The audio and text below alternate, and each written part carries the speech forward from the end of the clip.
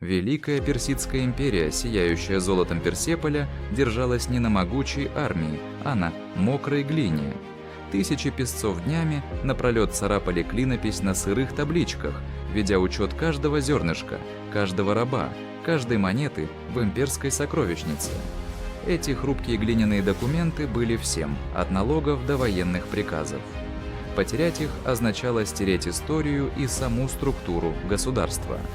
Так империя, покорившая полмира, была привязана к бюрократии, которую можно было смыть дождем. Узнай больше.